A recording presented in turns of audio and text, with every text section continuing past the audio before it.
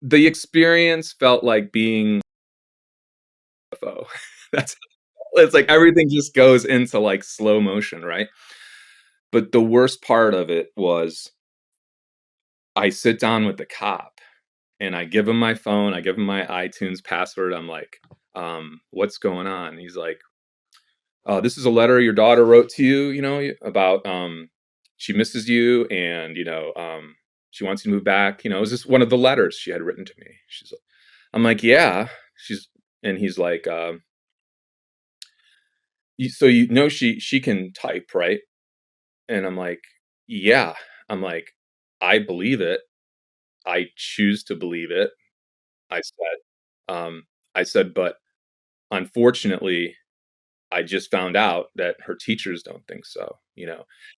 And and then he shows me something else she's written, and he says, "Well, you've raped her. You're a rapist, and she's writing about it and all this shit." And the worst feeling at that point was, I'm like, I'm just sitting there, and all I could think was, "Oh my god, she really can't type." I hated that more than I hated that cop saying those things to me, because I knew it wasn't true. Feeling lost? Then you're in the right place. I'm Amanda Knox. And I'm Christopher Robinson. And this is Labyrinths. On January 8th, 2021, Kevin Plantan sat in a rental car at a park in Hanover, Virginia, after driving almost 15 hours for his monthly visitation hours with his daughter. A car appeared, but it wasn't his ex-wife's. A sheriff approached Plantan, citing a non-existent noise complaint, then a warrant, and soon delivered him to an interrogation room where two officers accused him of the worst you can imagine, that he had raped his own daughter, once when she was 5 and again when she was 9. But his daughter had never actually spoken that accusation or written it down. Instead, it had been relayed through an occupational therapist. Plantan's daughter has nonverbal autism and had been using the widely debunked practice of facilitated communication to write. Although Plantan was acquitted after 10 months in jail, he still can't see his daughter. Plantan now finds himself back in court, fighting for visitation rights. I love my daughter so much. I was adopted, so I always wanted to be a parent, and it was, the most important thing in my life and a life goal, and it's just wanting to be a parent. So having that bond, and my daughter was born healthy. She was born. She hit all her milestones.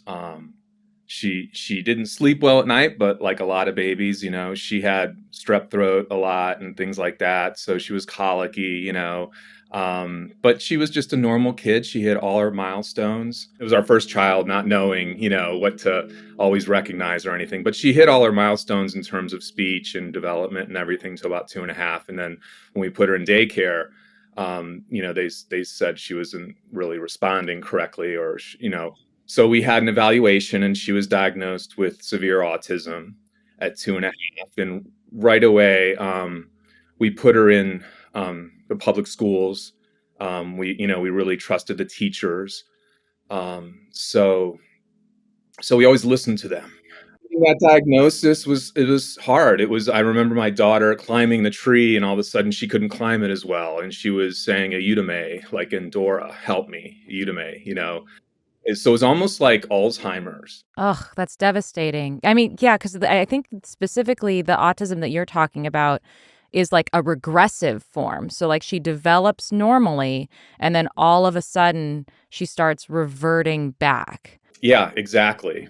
As a mom of young children, like I can attest that like 2.5, like you are getting a sense of who this person is by that point. Like they're not babbling babies at that point. They are talking to you. They have personalities. Like you have a distinct sort of a vision of who the person they're going to grow up to be by that point. And then to see that disappear, like what did that feel like? Like like part of me is dying, or as a parent, like the hardest thing in the world is not being able to help your kid, you know. Um, so that just going through those feelings, and trying to accept it, I think that's a big part of everything that's happened to me in my daughter. How did this impact your relationship with your wife? It made it hard. It made everything else difficult, um, because just trying to focus on being a dad and then also being a partner. I mean, I'll admit, I it was very difficult for me to do both. Um, all of our energy, me and mom's energy, went into helping our daughter, and doing anything and trying anything. So Anything, yeah. I was in a hyperbaric chamber with our daughter. We tried chelation, we've tried weighted vests, we've tried camel's milk. The things I'm saying are common things. I would try voodoo if it worked, like, are you kidding me? That's what ended up happening. Hmm. So, yes, talk to me about the voodoo. So, with my daughter's diagnosis and her speech declining, um, she was completely nonverbal. You just have to accept that she can't talk, but then you're going to do anything you can to help her have a voice. And there is amazing technologies out there, but unfortunately, there's a technique called facilitated communication. It was developed in the early '90s, and it was believed that if say I have autism, okay, I'm nonverbal, and say you're my caregiver, this would be your hand. You're helping me type, and using that technique, it turns out that that is voodoo. The science behind it of the fraud of it is called the idiometer effect. And an example of that is something we all at one point or another grew up with in maybe junior high or even grade school, with the Ouija board, where we all would scream and holler and turn the lights off and get the candles, and all think that somehow someone's visiting us, where the truth is the person holding your hand, that's their subconscious thoughts. That's why we were spelling our grandma's names. Facilitated communication, or FC, is a controversial method designed to help nonverbal individuals, often with autism or developmental disabilities, communicate by typing or pointing to symbols with the physical support of a trained facilitator who would be holding the hand or arm of the individual. On paper, it sounds like a breakthrough. The facilitator provides guidance while the individual expresses their thoughts. But decades of research have shown that the messages often come not from the individual, but from the facilitator, usually without them even realizing it. This is due to the ideomotor effect, a phenomenon where subtle unconscious movements align with the facilitator's expectations or beliefs. Essentially, they're steering the communication without meaning to, very similar, as Kevin said, to what happens with a Ouija board. Because of this, FC has been widely discredited by major organizations like the American Psychological Association. But at the time, you saw this as, and you and your wife saw this as an incredible opportunity to give voice to your daughter. Absolutely. I so I talked earlier a little bit about that devastation you feel with an initial diagnosis. Um, but in getting this technique through these organizations, they have seminars over the weekend, and they like to have them at college universities to kind of give them legitimacy. And I will say real, quickly, that this wasn't even our first experience with facilitated communication. There's other examples besides holding a hand. In the autism community and in nonverbal autism children, there's a letterboard technique where it looks like just kind of like those tracings we learned to type in, where they'll hold up the letterboard, and the child will seemingly be able to point to the letters. Um, and we tried that when she was in fourth grade, roughly, grade school. And so we went to that seminar, and I have a video I shot at the time, and we were hopeful again, doing anything, open minded, as open minded as you can imagine to be, to want to help your child. Okay, so we tried this, and it seemed like it was working, and suddenly she was spelling and answer questions about the president in very high grade level, suddenly after being in autism classes. Can I pause for a moment just to sit with that for a second? Because that has to be an incredible feeling when your technically disabled daughter suddenly is blossoming. It seems like, oh my gosh, the internal world of my daughter, which is a mystery to me, she cannot communicate it to me. Suddenly it's blossoming, and it feels like a miracle because, oh my God, my daughter is this beautiful, intelligent, wonderful thing, and she's just locked inside of her own body. So imagine, staring at your children and they can't communicate with you. And then so that pain and then that hope that suddenly is, I know she's smart and she is smart. The most important, my daughter's very smart. She's beautiful. She's intelligent. She has an amazing spirit. And we go back to the grade school in our community in Virginia. And at the time, we had very close relationships with the teachers. And they just said, well, no, we don't really believe in that, without getting too deep into like a debate point, or at least I didn't. They let us know that, well, we don't do that in this school. And, if you want to do that on your own, that's fine. But we're not going to teach that here. We don't really feel there's validity in it. That's interesting. That's like a little red flag. Yeah, well, we listened to him, right? I Yeah. mean, I did. I mean, and so did mom. So we went about using this great technology that's being developed now with, as you can imagine, with iPads and pictures and the ability to touch a picture. Now suddenly you are communicating, and that's so empowering for the kids, and you can imagine how good that makes them feel, right? Right. So we went back to using their technology and devices, and so this was like in grade school, and then we got to about middle school. And so new teachers, you have IEPs twice a year. You have, which, for those of you not, those are for special, kids, special needs kids. It's an important meeting. It's like a legal document you get. Like you can imagine going to school with your kids, but instead it's like you're signing a mortgage or a marriage certificate or a legal document where they can be 50 pages long, and they're very in depth because the schools get sued, so they're covering themselves, but also trying to do what's best and putting everything in writing so everything's clearly communicated. Because you can imagine the emotion of these business negotiations trying to get more time for OT, occupational therapy, speech. You're fighting for those with a lot of schools. So they're very important meetings, and so we always listen to them, and we kept track of her speech, her ability to count, her ability to identify words, spelling, things like that.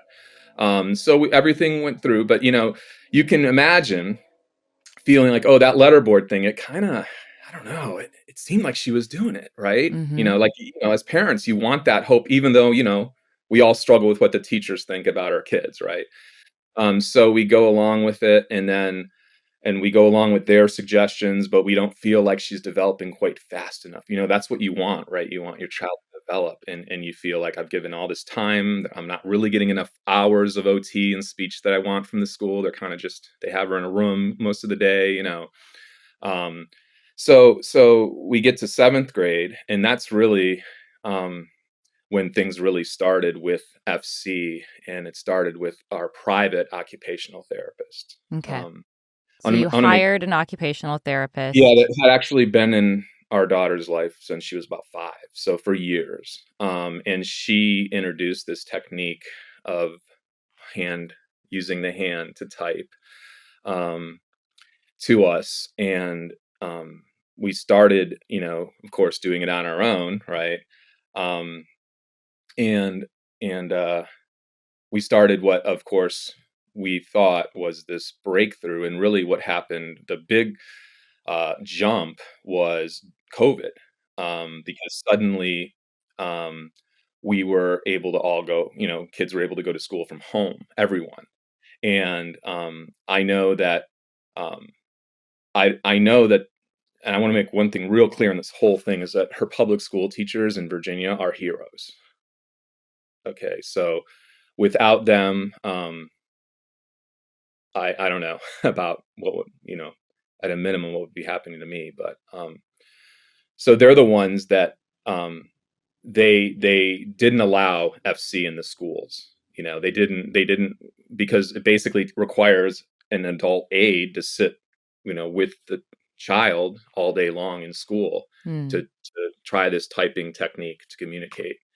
Um, so because of COVID, and I don't, they let they allowed my daughter to go to school using Zoom from home with someone holding her hand all day long. That was working for this occupational therapist. What's the harm that could happen? My daughter, who had been in special needs classes for autism her entire life, was suddenly in a mainstream class of children, and through using FC, facilitated communication, she was suddenly getting straight A's. And if She was a genius. it was 2020, I was the happiest person in the world. I didn't care COVID. I couldn't care less that the world was burning. I couldn't care less that I lost my job after 18 years.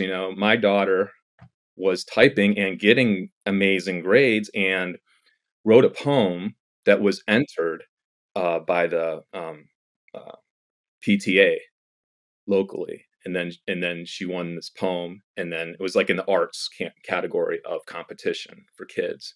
It was about bullying and autism, and just very heart-wrenching, very like heroic. I mean, I was the happiest person in the world aside from mom. I believe she had this breakthrough. She won a national PTA award. She placed second in America. So who's got it better than me, right? I mean, I'd give my life for her to speak. Right. No question, of course, as most parents would do for their children. Um, so I was very happy, and so COVID's going on. That happened in the summer. The award I found out about.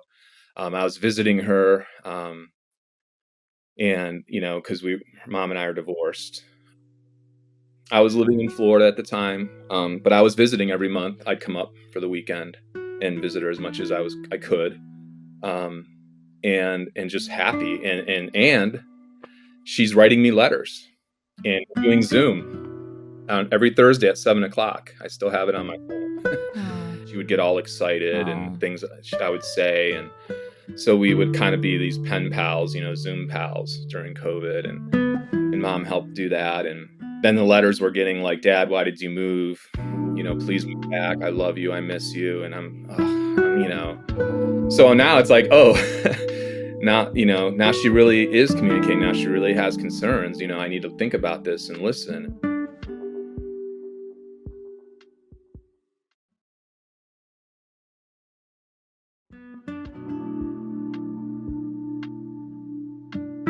So it comes to fall, and comes towards the holidays. And in November, I have a conversation with her occupational therapist. And this is the woman that helps facilitate the facilitated communication through herself and her employees. And she says to me, because I just really wanted to talk to her and thank her. And I'm so happy, and just connect and see if she could help me do more writing back and forth, really. So mom says to me, well, Kevin, the teachers don't think that she's communicating. They don't think it's real. They don't think she can type. They think me and mom are in a cult, she says. And I'm like, oh, shit. Whoa. Yeah. So, of course, at first, I'm like, damn these teachers, right? What do they know? They don't know my daughter. Come on. I mean, and this is my OT that's been with my daughter since she was 5, if not younger, like right around, soon after she was diagnosed, we got involved with her. And so I was upset, of course. But at the same time, you know, that little voice in my head is saying, remember the letter boards. And, I was in Florida. It was COVID. I wasn't having the kind of close relationship with the teachers that I had when I lived in Virginia. So I'd moved in 2019. So I hadn't, been in Florida long, but all this amazing things was happening. And I even reached out to her teachers around that time frame. And I said, hey, thanks so much. This is amazing. And this and that. Right. Well, they didn't respond, or they were like, well, if you have any questions, just ask mom. And I was like, "Gosh," I said, "Why don't they like me?" Like, all these teachers, did she say, "Oh, dad ran away to Florida or something?" Like, do they just are they her buddies? Like, what's going on here? Yeah. But not only the teachers have that opinion, but they put that opinion in her IEP school, agreement that they don't think she's really typing. What happened was mom asked about her track to graduate and get a high school diploma.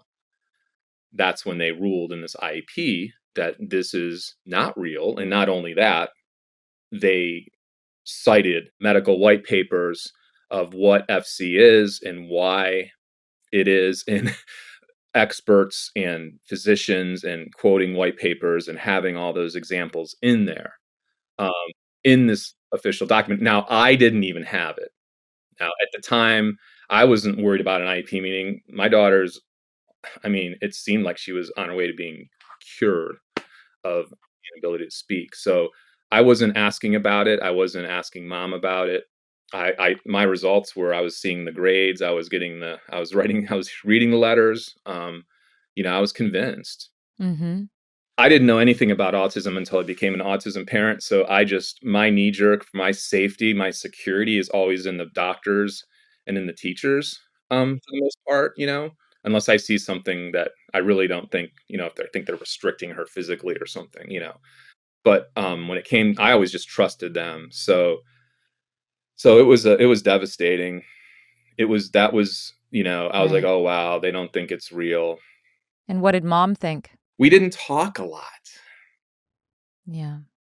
That was the frustrating part, is that my daughter can't speak verbally, and her mother won't speak to me. Like, even, now when we've been divorced, since 2011. So even, in 2020, it was like the minimum amount of communication. So, which why it was even more important to cling to that. Well, now Mhm. our daughter's speaking, right? Our daughter can communicate. So I didn't really, it was November. I didn't know, mom didn't tell me this, so mom never told me the teachers don't agree.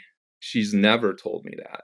I, so in this IP I'm describing, the experts they quoted were, Dr. James Todd. He's a psychologist at Eastern Michigan University, and Dr. Howard Shane, who is, a professor, of, speech pathology at Harvard University. He's someone who has done nothing but devote, over 30 years of his life to helping nonverbal autism kids. He's a chair at Boston Children's Medical Center. So he's the foremost experts, right? Dr. Todd and Dr. Shane have been key players in the effort to critically assess FC by championing the importance of scientific rigor and ethics in helping people with disabilities communicate. Dr. Shane, in particular, led some of the early groundbreaking studies that put FC under the microscope. Through message passing and double-blind tests, he showed that it wasn't the individuals communicating, but rather the facilitators steering the messages. He's written extensively about FC, diving into its shaky theoretical foundations, its real-world use, and ultimately, the glaring lack of solid evidence to back it up. I never saw that IEP until 2022. It was published in Yeah. 2020 because, um, 3 weeks later, I'm on a visit from Florida, one of my Saturday monthly Mm. visit. Drove up from Florida overnight, and, went to pick up my daughter, and mom's not there. There's no car, and we would meet in a public park in town. And so instead, I'm sitting there. Mhm. Well, I figured mom's running late. I mean, it happens. Basically, she's special. If it's late, it's cool, and I'm not worried. So all of a sudden, there's a local cop, and he's like, "Oh, we had a complaint about somebody or a noise or something. Do you have your license?" I'm like, "Yeah, sure, here." Mhm. And he comes back with, "Oh, we have some kind of a warrant or something." And I'm thinking, well, what I'm thinking is, we did have family court, and we agreed to reschedule the date, but it's possible that something didn't Okay. happen with the communication, and they thought I skipped, a family court date, so maybe there's a warrant. That's that, because that had happened. I was like a month before we had rescheduled a court date. So that was my first thought. And then my second thought is, I had a rental car, and on the way up in Florida, um, I didn't put the hood got unlatched and flipped up, broke the windshield. This was the day before. It had to be an omen, like, "Don't go." And, Sure. so I thought, "Oh, maybe and I talked to the rental car company, I drove to the nearest one, I picked up a new car, I was like they were very nice about it, they understood, "Oh my gosh, the car's defective," everything was cool, there was no, like, "What did you do to this car?" With the broken windshield, so that my second thought was, "Well, maybe, maybe they complained about the car that I vandalized it because it looked pretty bad." And so then 'cause they tell me, I'm like, "What am I here for?" They go, "Assault." So wait, hold on. So you're in the parking lot. They say that you have a warrant. They bring you Well, they bring me in the in back the of the back of car at their this point. car. Everything's, right away, I'm like they're like, "Assault." I'm like, "Can you assault a car? Is that the offense? Assault of a vehicle?" Oh no. The experience felt like being kidnapped by a UFO. That's it's like everything just goes into, like, slow motion, right?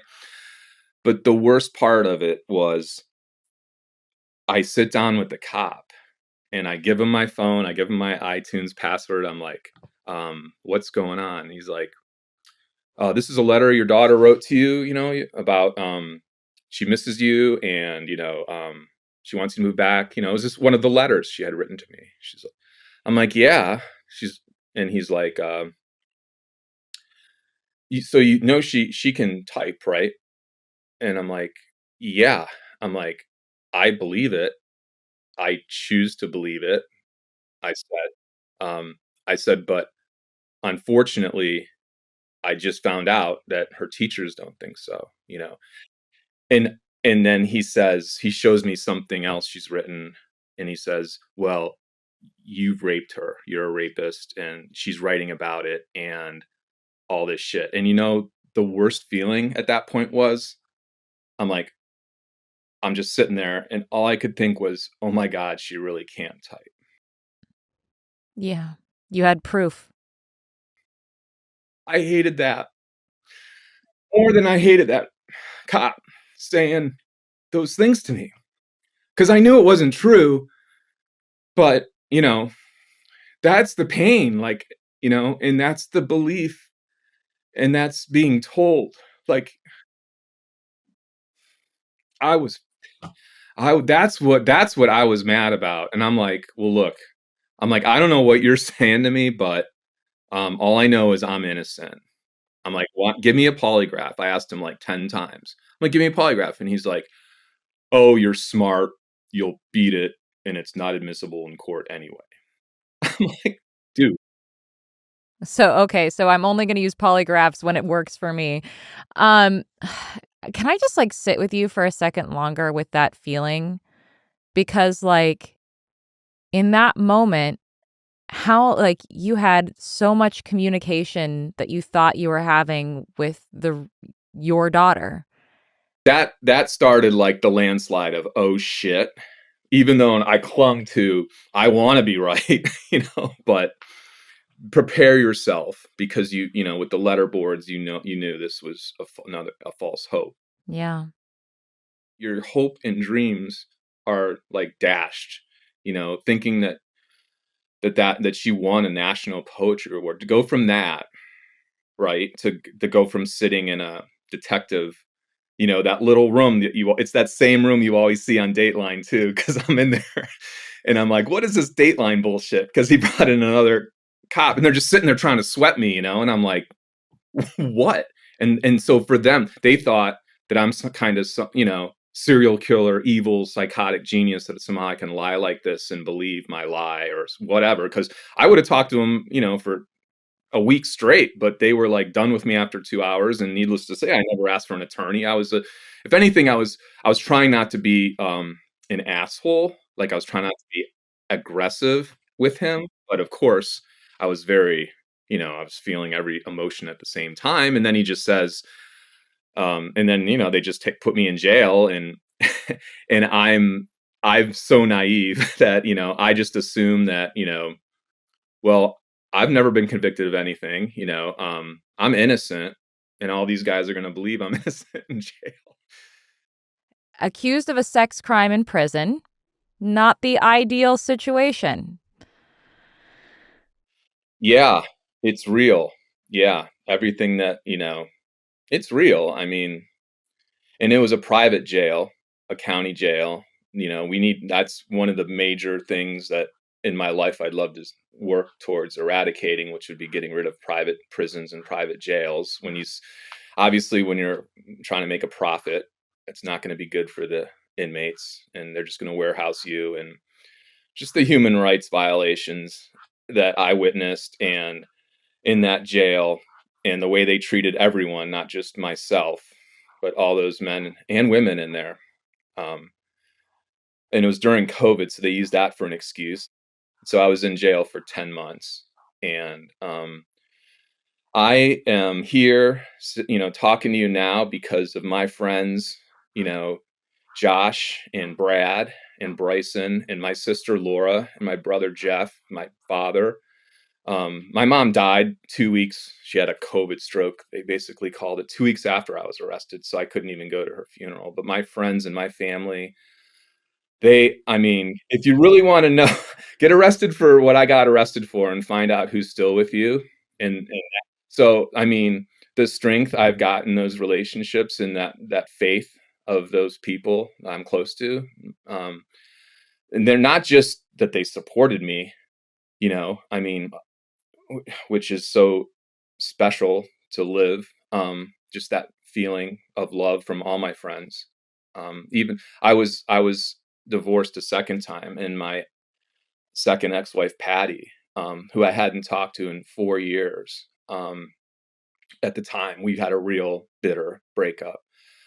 She came to my rescue. She's been an educator for over 20 years of children, and she loved my daughter so much, but she just knew developmentally that if you can't recognize the alphabet, you can't spell. Just simple things like that that parents don't really, you know. And so she came to my defense and wrote a bond letter for me that was beautiful. Her daughter did, um, and I mean, she's just an important person in my life now. Just imagine, so these horrible things happen to you, and then these are the people that show up. It's kind of like finding out who would show up at your funeral.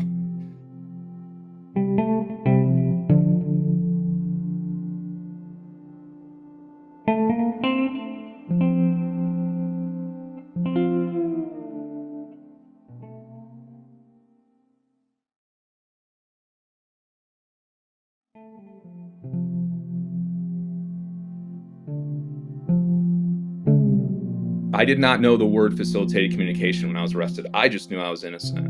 Okay.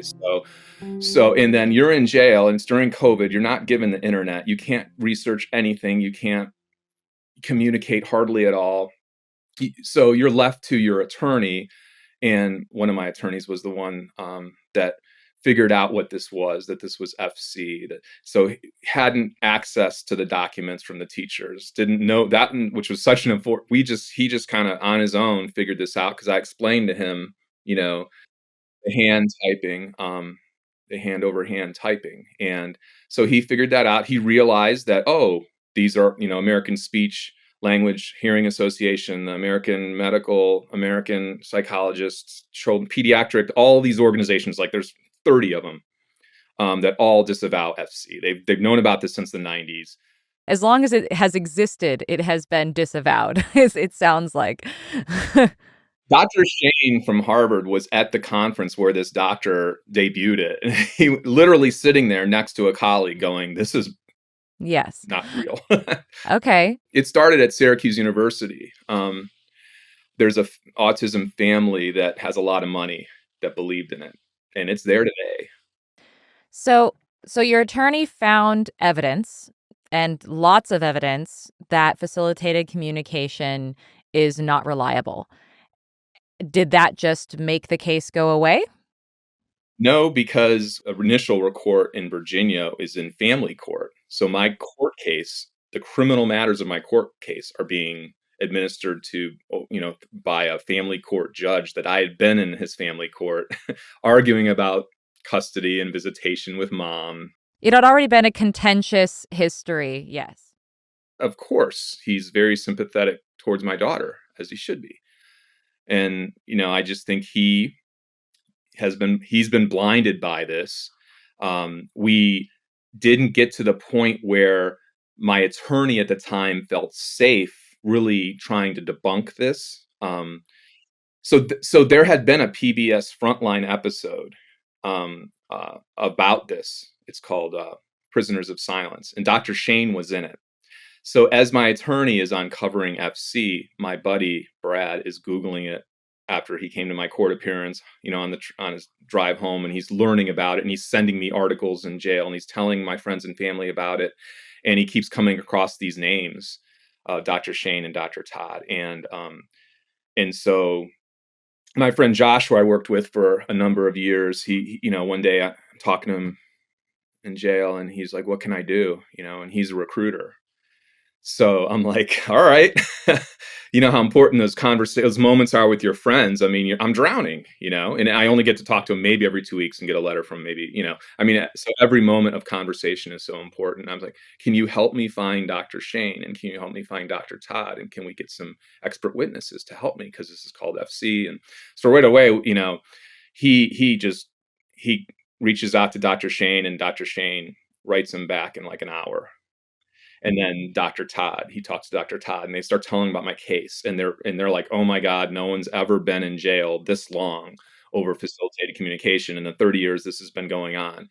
And so this is a real breakthrough part two with Josh and talking to Dr. Todd is he found an attorney in Virginia that had a similar case of an FC and false allegations.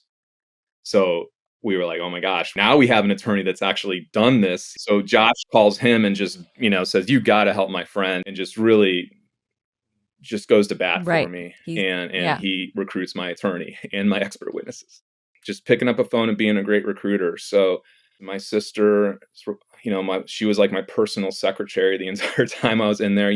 So many things you have to try to talk to. And when you don't have that ability to communicate yourself, having someone out there that's going to bat for you. And yeah, we got Graven, my defense attorney, and he was just brilliant. And the first time I ever talked to Graven, he told me exactly what was going to happen.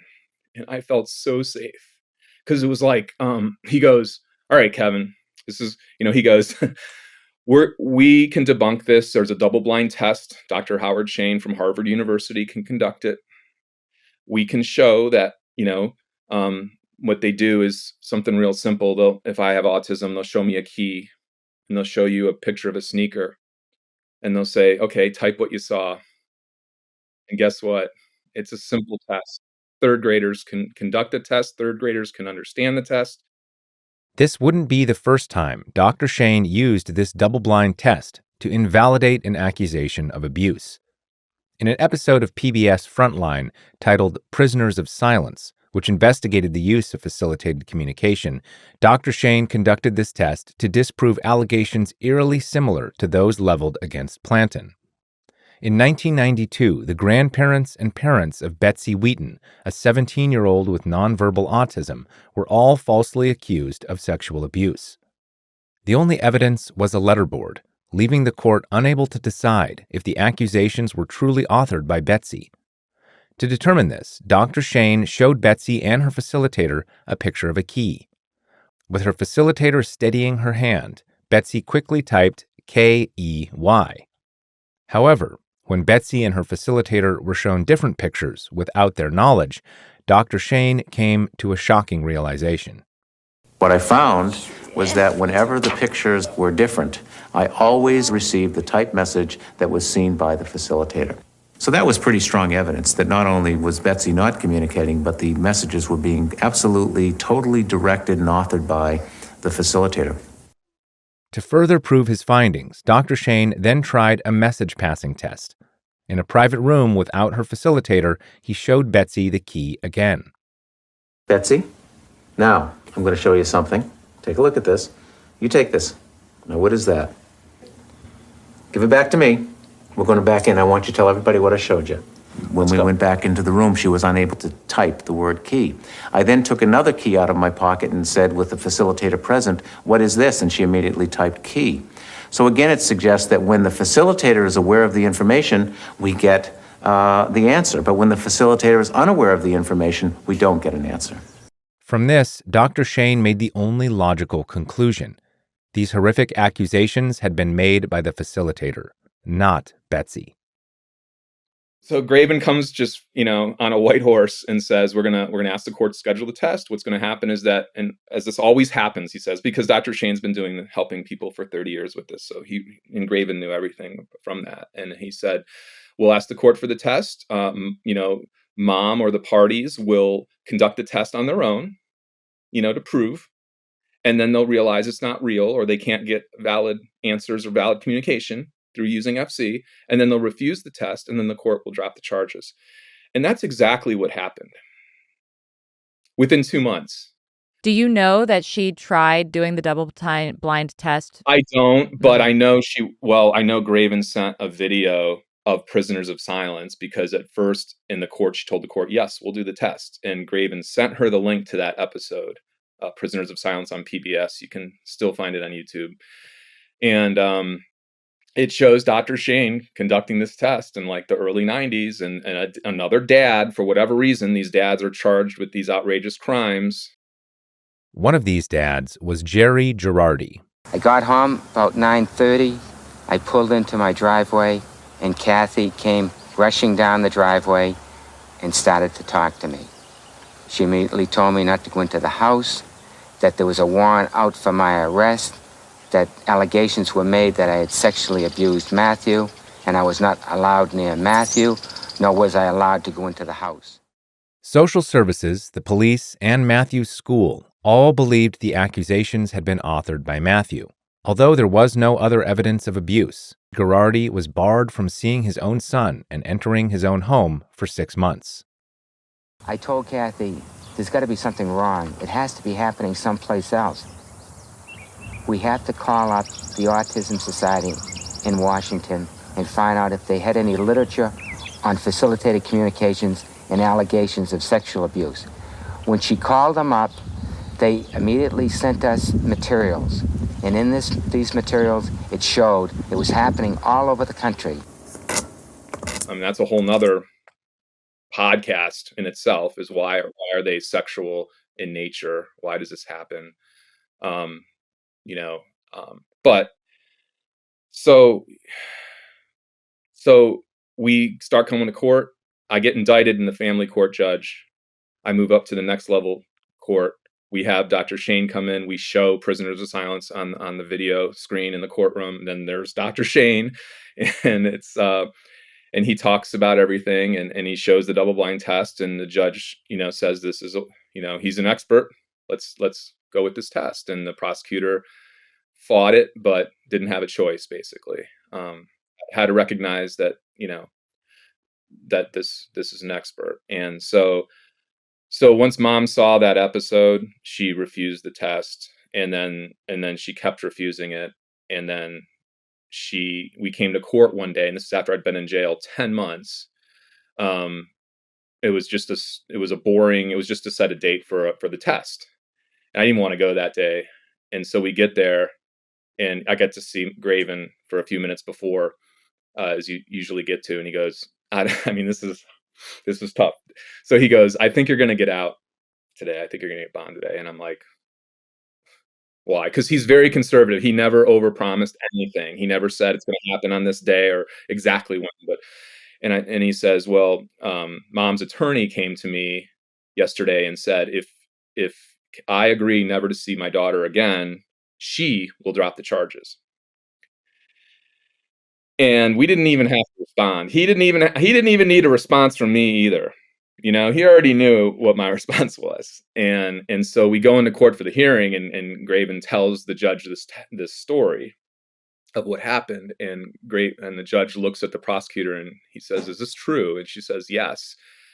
And I mean, this is like, you don't usually have courtroom TV type of moments, but he goes, I'm going to grant bond. Wow. I don't appreciate the court system being manipulated. So this was Judge Harris, so in Hanover, Virginia, and he really saw the truth in things, I think, or at least wanted to test things for validity maybe first, and, uh, and so I got bond on the spot. So just to pause at this moment, like the judge is recognizing that ultimately the thing that mom wants is exclusive custody of your daughter. She doesn't want you to be in her life or her daughter's life anymore. Yeah, Maybe it's because she's a believer in facilitated communication and she's just trying to find the easiest way out. Maybe it's because you had a contentious relationship and she's, whatever the case may be. Either way, she's not proceeding with a case against you in good faith. And she's basically wielding a sexual assault allegation against you in order to try to force you to give up your parental rights. And so the judge calls bullshit and grants you bond. yeah, and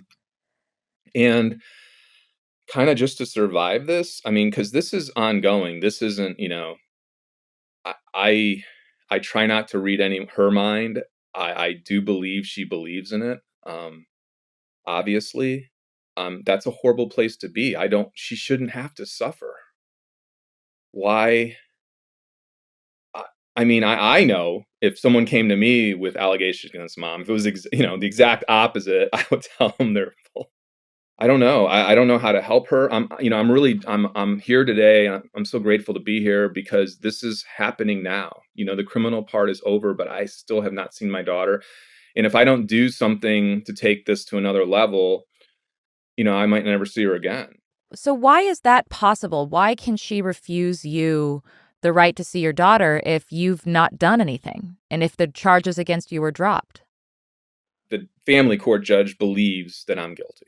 He is the one that indicted me. He is the one um that has proven he's continued the restraining orders. I've tried to end them. On what grounds? He believes because mom believes, and this is another thing that's ongoing. This is current. I mean, I know, this all happened in the criminal part happened and charges were dismissed in 2021 in November once she continued to refuse the tests after I was granted bond. So within a few weeks after I was granted bond, the charges were dropped. So the judge believes it. This is the power of believing in a lie, of believing in junk science to the point where, for whatever reason in his mind, he believes it. The guardian ad litem, she believes it. When I tried to talk to her when I got out of jail, I said, "Look, don't even listen to me. Don't even listen to mom. Go talk to the teachers. Go see what they wrote." It's in her school records. It's like, To get out of jail in 2022, all those months later, and to read that IEP and to read Dr. Shane's name and the people that helped me were in that report before I was arrested. I told the police officer, "Please go talk to the teachers." And I don't think he ever has. I think the thing that I'm finding so shocking is the lack of respect for your parental rights. Given, I don't care if the judge believes in Santa Claus or unicorns. Like, that isn't relevant to the law. And the law suggests that you have a right to see your daughter, and you can't just enforce a restraining order on the basis of nothing. So, like, if you have a previous court decision that ruled that there was no evidence against you and expunged your record, how can the judge ignore that fact and continue to enforce a restraining order? Yeah. How is that legal? Is my question. I'm not a legal expert, but I'm like reeling here. He's appointed, he's rubber stamped by the legislature. When I talked to the guardian ad litem, and said, "Go talk to the teachers. Go read that report and come back to me and tell me why you think I'm still guilty." She said to me, "Well, the teachers, they hold her hand too when she types." Because I can understand the mom really hanging on, like, emotionally to the idea that it has to be real. I don't want to lose my daughter. Like, I want to imagine that this is really her talking. She's holding on. But what does the judge, why is he holding on to this disavowed and disproven system when there's evidence to like that's where I'm like what the hell is going on? I tried to get Dr. Shane. You imagine now you're out of the criminal court. Well, now it's time to be back in family court doing normal family court things. And I've tried to get Dr. Shane. He wouldn't let Dr. Shane appear via video. He made him come in person. I mean, this is a guy with hundreds of patients in Boston. Um, to fly. I mean, he did when I was in jail, and I know how much they care. Because I am the person that spent the most time in jail over FC. And I know how much they helped me, and yet the judge just doesn't even want to. It's really hard for me too financially to try to make this happen, to get the lawyer to pay for this. So that's part of my mission by coming on your show, is to just see if I can raise some awareness, get some legal help in Virginia. There's so much work to do. You appeal this judge's decision, just like in the criminal case. We went to the next level. I could appeal if I had the money. I don't. Judge Harris retired July 1st when we were supposed to appeal. My judge that helped me in the criminal case, that kind of saw through everything, that would have been so good. And when that happened, our court date to appeal was going to be July 2nd. But he retired July 1st. And when that happened, my attorney said, Kevin, at this point, I just don't think you're going to get a favorable, even in that, higher court. So I'm stuck. I mean, they are violating my daughter's human rights by doing this. She has amazing potential. Dr. Shane has helped my daughter's teachers in Hanover, Virginia, work on her software. To communicate. She made excellent progress communicating with the software. My daughter can communicate. Maybe she can't type or win national poetry awards, but she is amazing and she can communicate, and we have devices to help her. But so this is a rescue mission. This is, how do you have an intervention with someone who has, and mom has a restraining order, against me too. So I can't communicate with her, only through the courts. Yeah, I think the thing that I find the most disturbing about all of this is, again, people saying like, what's the harm, right? Maybe it is, working, or maybe it's not. But I think the thing that, besides, the possibility of false accusations, I was really haunted by, when I was looking up and researching this, hearing people compare it to turning children with, disabilities and special needs into puppets, into little marionettes for occupational therapists. And they are not the ones who are actually speaking. That's not them. And where there's this like false idea that like, if we just, maybe it is, maybe it isn't. Who knows? Who cares? It's as long as they're talking. And it's like, but it's not them. Like, you could be doing something else to help them. And instead, you're just treating them like a puppet. Yeah, because it's sad, and I don't know. And when we try to, mention this, mom takes the kind of opinion that I'm attacking our daughter's ability, or I'm calling her stupid. And it's like, I don't know. I don't really dwell on what others think. I'm on a mission. I've reported the OT to the state of Virginia Department of Health. She's currently under investigation. Mom hired a psychologist to treat my daughter for these crimes.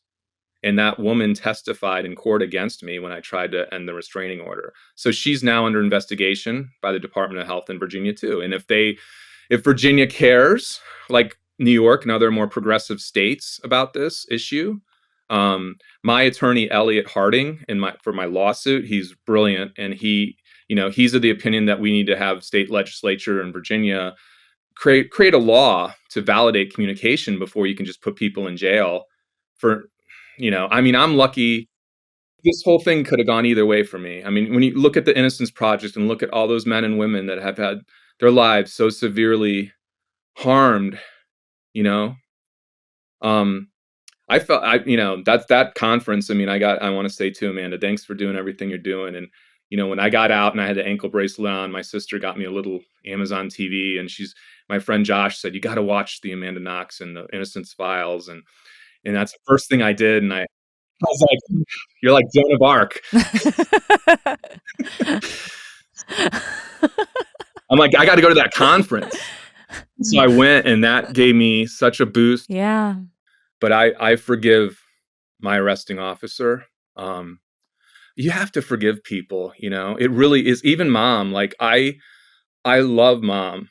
I want her to see. I want to help her. I want to help our daughter. She is amazing. I mean, she has potential, but like if she's just going to use FC the rest of her life, I mean, there are it's a community of against FC, and I've had help, with people and learning about this, but there are parents out there making like gender decisions about their non-speaking children using FC.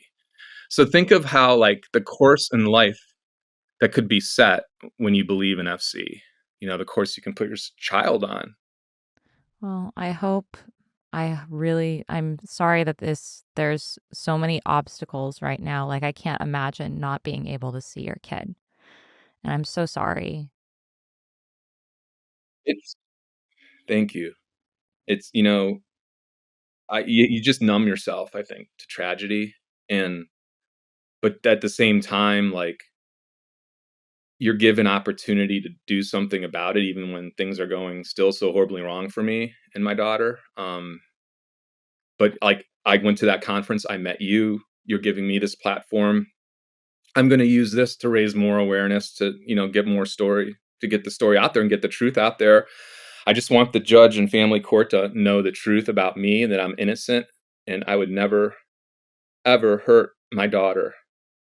And that's the thing. That's the one person in this world that could wake up and see it, and hopefully he sees this.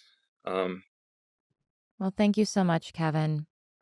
no, I just thank you so much, Amanda, for giving me this platform and doing this, and thank you to my friends and family, Dr. Shane, Graven Craig, Elliot Harding, my attorneys, great people.